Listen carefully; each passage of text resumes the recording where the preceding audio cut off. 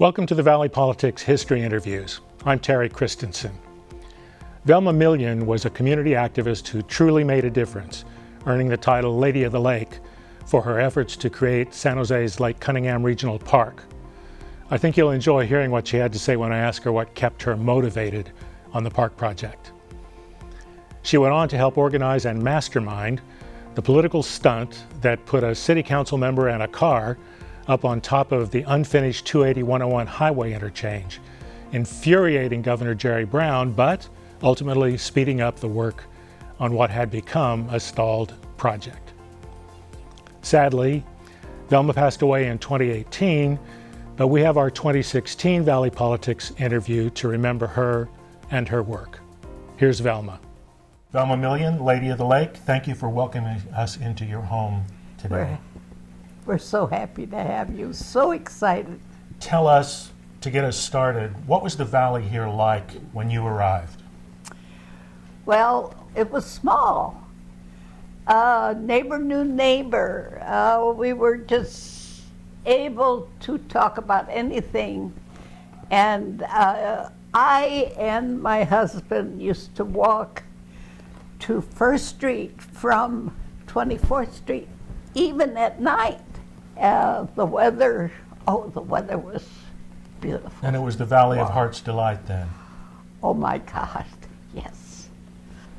The aromas of the trees, apricots, lots of. We had Cranberry Winery, we sat there and we had our wine.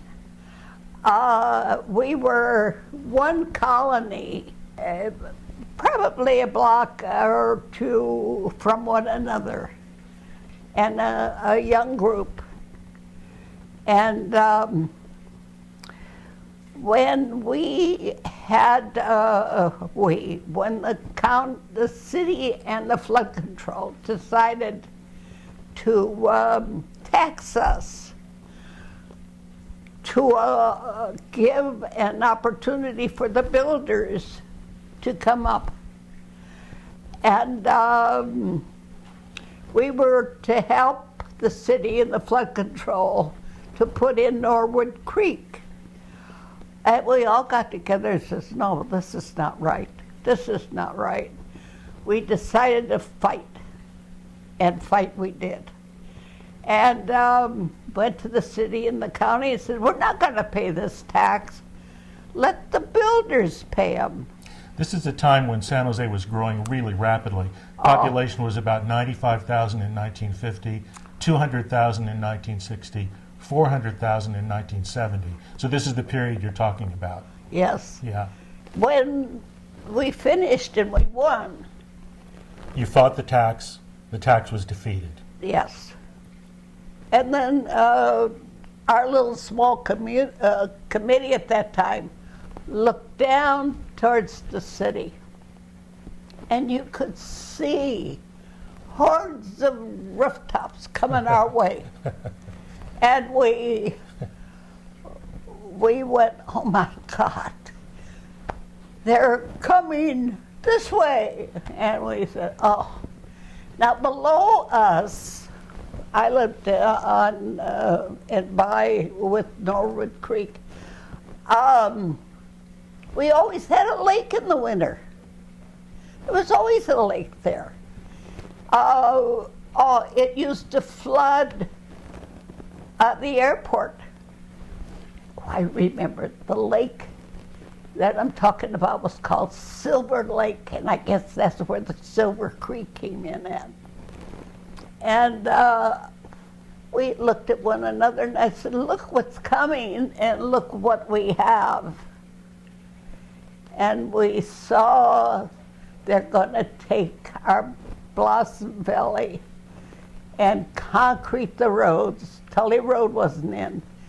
And houses galore. Where is the space for our population yet to come? Our little kids, our adults.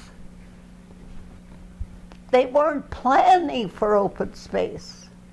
And we, about 6, got mad. I didn't know much about politics, hardly any at all, and I was told, why don't we go to the city council or talk to the mayor about our problem? At that time was Norm Mineta. The mayor was Norm Mineta, yeah. And we talked to him. And he looked at us, and he looked at, and we're going this and that and this, explaining that we have the most beautiful valley. And of course I said where I lived compared to where I lived and what we have. What we have. Don't you see what we have? And Norm says, well, I agree. And he was the one who supported us right straight through. And another name that supported us, many supported the committee, many. But we had Frank Fiscalini. Frank Fiscalini had given me the opportunity to talk to the students in the high schools, grade schools. And I didn't know the Board of Supervisors that well as I did the city. Mm-hmm. So whenever I needed bodies, students, and I would call Frank. Next week I need help. Well, went to him and I says, Frank, I need help at the Board of Supervisors. I don't know them as well. And he said, okay. Now this all related to their studies too. Right, and this was the East Side Union High School District. Yeah. So the park is in the East Side Yes. Union High School District. So I just didn't know. He said he would try. He would try. And so I'm sitting there thinking, we can't lose them, we can't lose them. So I looked out the window and I went down to see because there was really not that much parking around the county board. So I was down below and I saw these buses coming, school buses. And I smiled, I says, oh no. And 2 school buses full of happy students. So happy to be out of class, I guess. And coming out of the bus, and many of them knew me because I spoke to them many times. And they said, where do we go? And I said, follow me. Packed the Board of Supervisors. And they were looking, they said, we don't collaborate with the city on parks. The supervisor said that. Yes. Sig Sanchez said that, who is not too well today. And so we sat there, we did our speech and so forth, and the students got up because they knew of Cunningham and spoke. And we sat there, and I said, need your help. Pleaded with them to really look at the city of San Jose, not the county, but look at our city and what it needs are. So Sig says, well, we still don't collaborate. Well, anyway, we did get through, we did get their votes. And what Sig said at the end was, you got my vote, Velma Million, but don't come back for money. And so I have a story about that, but, and I said, oh, no. I think the Mercury News was very supportive, right? Oh, man. And San Jose Times. Uh-huh.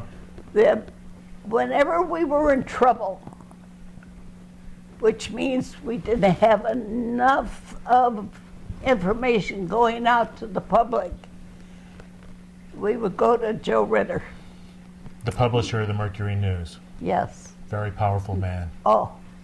And we would go knocking, and Joe, we need your help. Like Cunningham Park is in trouble. And he'd go. And he says, okay. So, it's not one time, but maybe 3 or 4. And he said, I might as well give you a reporter and save me my time for my news. And he did. The group and I always had an East Side reporter. So to achieve Lake Cunningham Regional Park, which is a great achievement and a great legacy, you had to work with the city. Later it was Mayor Janet Gray Hayes after Norm Mineta. You had to work with the county.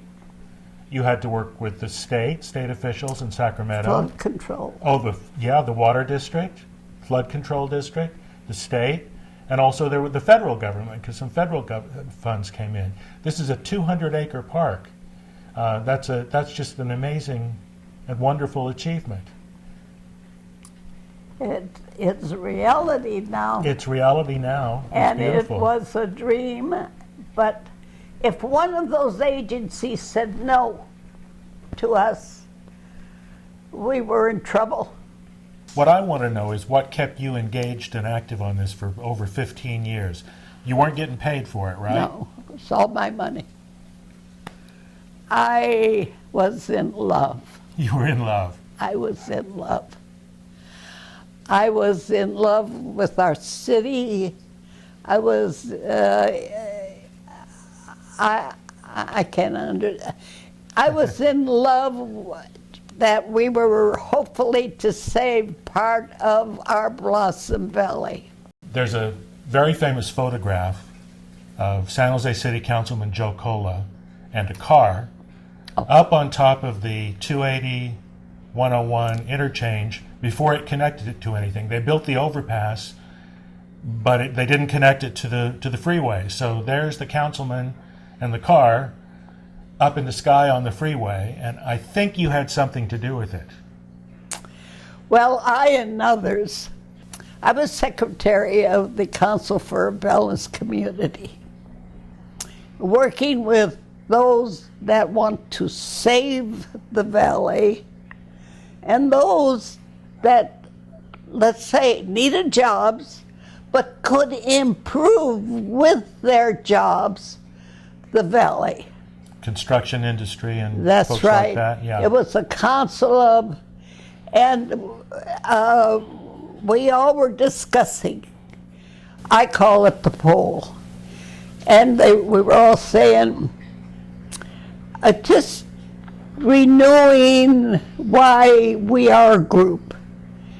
And I spoke about, that pole up there, it does not give any beauty to the city, but it could help our transportation system. That was a mess, and they agreed. So now we all sat down and planned how, when we're going to do this. But that was the men. I was the only woman, and they had to go to one that they felt would listen to us, and that was Joe Cola. On the city council, yeah. And they went to him, and they spoke about what we were thinking about, how we can improve the situation with help. And Joe, would you listen? He said. Joe was always there. And yes, because I knew Joe very well. He was a great council member. He listened, and he would ask questions. He was a man that we all admired greatly. But at that point, I didn't know what the men were doing relative to Joe. And so as time went on, a plan was formed, and Joe agreed to the plan of going. The plan was putting a car up on this pole Up on the overpasses. Yeah. Yeah. I call it the pole. And they were talking to Joe about how we were going to do it, and would he stand by a car if we put it up there. And he agreed, knowing Joe knew he was afraid of heights, but he agreed, yes. A couple of them then bought a car somewhere, a used car, and they brought it over to the site, and that was pretty high, and the wind is very strong up there. So I said, you gotta pack it with iron, anything, because the wind will just take that car and off it goes. And they did, and they pulled the car up and with a big crane? With a huge crane. Yeah.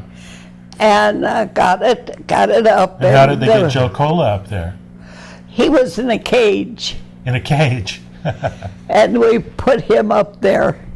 Now we're still, he's afraid of heights. Yeah. And we put him up there. And in the meantime, I went to the police, sheriff, and I told them what we're going to do. I said, if you see anything extraordinary, don't stop. And I went to our police department, but I forgot to go to the sheriff. And that sheriff, when I saw that car travel, I went, oh no. You say prayers at these times. And so it just went past. The sheriff's deputy on patrol went past you. Past. Cool. San Jose police just went past. And we were so great. It worked. It worked. You got him up there. We got him Somebody up took there. the famous photograph. Yes, I don't know who. And it was, after that, the plan worked. He was up there. And that's when I said, thank God I left, the rest was their job. And it was exciting. The governor called. Governor Jerry Brown. Yeah, and he was, because now it's in the papers, right? And so he screamed at the city, and somehow he knew that our council members did it. The operating engineers, they were the ones with the crane. Yeah. And he was so angry. So this got the attention of the governor and of Caltrans, the state transportation agency. Yes. And ultimately, before very long, that interchange was finally completed and connected to the freeway. Right, it was. We all take it for granted now. Well, I know. Except you. Yeah, every time my daughter and I travel over, you think of Joe Cola. Yes, and that was death defying, for him. He couldn't even climb a ladder. And he was up there with his arms up, and what he told me, what he said when he was up there, I did it. And he conquered the height problem. And that interchange has recently been dedicated, has been named after him. Yes. They posted a sign, it's the Joe Cola Interchange. He was always there to listen and to help. Joe was a fine council member. Think about that next time you're driving on that interchange. For other interviews with the leaders and activists who shaped the history of San Jose and Santa Clara County, find CreaTV on YouTube and scroll down to the Valley Politics History Interviews.